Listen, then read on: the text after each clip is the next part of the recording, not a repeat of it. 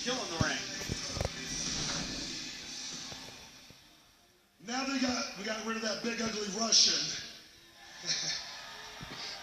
I'd like to stay out here and talk to you guys, the WWE Universe, for a few minutes.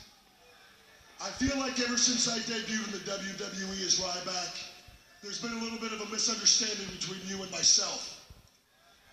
There's a lot you don't know about me, why I stand here where I do today.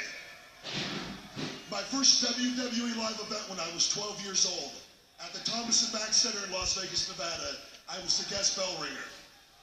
It was at that event where I decided I wanted to be a WWE superstar. And nearly 10 years ago here in the WWE, I got my start on WWE $1 Million Tough Enough as the Silverback. These men are competing for $1 million and the competition is really heating up. Let's find out who the worldwide audience has eliminated this week. Ryan Reeves, I'm sorry, you've been eliminated.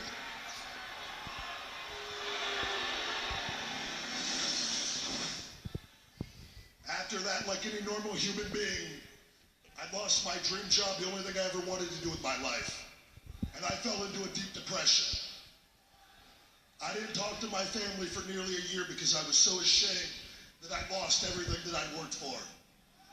I got a job at some barbecue joint in Louisville, Kentucky, working 12 hours a day. I was in a negative state of mind and I was more depressed than ever. I would return home every night to an empty apartment. And all that I had was a stack of WrestleMania DVDs to remind me of everything that I'd lost. That shit just sad, bro. Then one day I came across this book called The Secret, a book on positivity. Taught me about the law of attraction and just how truly powerful the human mind really is. And almost right away, my life changed. I returned back to wrestling and I got re-signed by the WWE.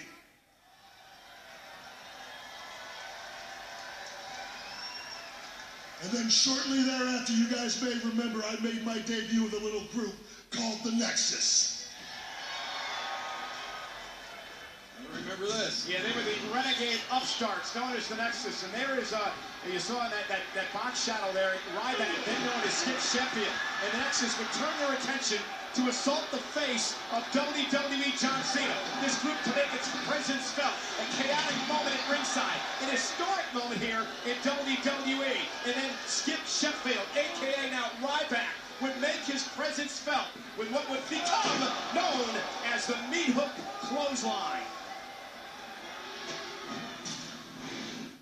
Everything was going great. I was 28 years old, on top of the world. I had my dream job, and everything was picture perfect.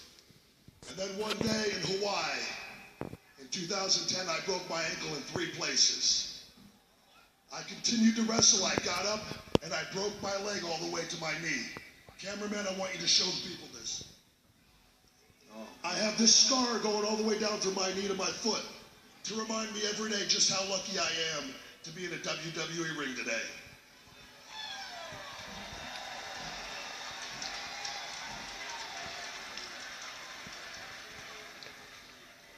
After 2 bad surgeries and 3 doctors telling me that I would never wrestle again, Ryback was born and I returned back to the WWE.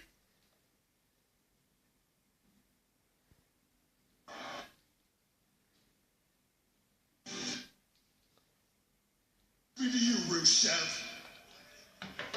Let me make one thing clear. This isn't going to be a USA versus Russia thing.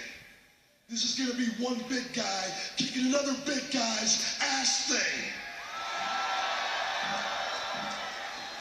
And if there's one thing you people in Rusev need to know about me, it's that I take negative things, negative people, things that negative people say, and I eat them.